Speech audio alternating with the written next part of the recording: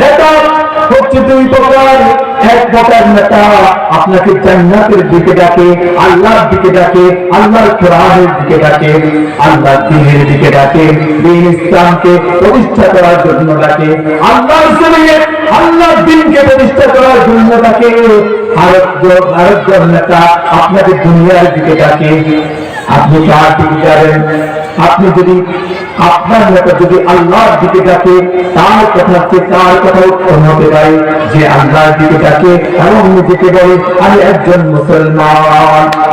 وَأَحْسَنُ قَوْلًا مِّمَّنْ دَعَا إِلَى اللَّهِ وَعَمِلَ صَالِحًا وَقَالَ إِنَّنِي مِنَ الْمُسْلِمِينَ।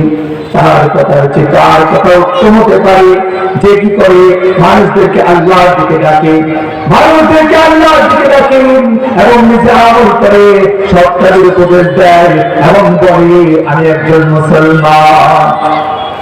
আর একজন নেতা আছে যারা দুনিয়ার দিকে ডাকেন, তাদেরকে আল্লাহ তাআলা কাল কিয়ামতের ময়দানে তাদের নেতা এবং কর্মীদেরকে একসাথে ডাকবেন।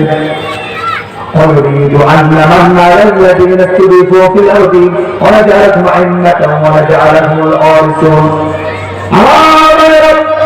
আল্লাহ তাআলা তাদেরকে নিয়ে যাবেন। নেতা যদি জান্নাতি হয় তাহলে আপনার ঠিকানা এই নেতার কর্মীরাও জান্নাতে চলে যাবে, আর যে নেতা যদি জাহান্নামী হয় নেতার কর্মীরাও তারা জাহান্নামে চলে যাবে। সেদিন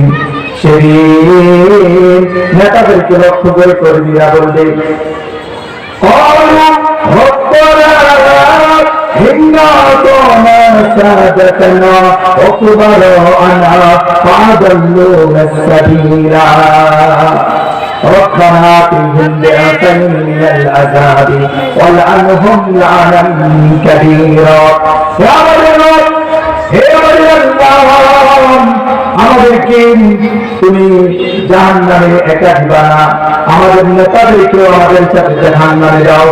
এই নেতারা আমাদেরকে জাহান্নামের দিকে ডেকেছে, এই নেতারা আমাদেরকে দুনিয়ার দিকে ডেকেছে, এই নেতারা আমাদেরকে গুমরাহ করেছে। এই নেতাদের কারণে আজকে আমরা বিপদগামী হয়েছি, এই নেতাদের কারণে আজকে আমরা গুমরাহ হয়েছি, এই নেতাদের কারণে আজকে আমরা জাহান্নামে যেতে হচ্ছে।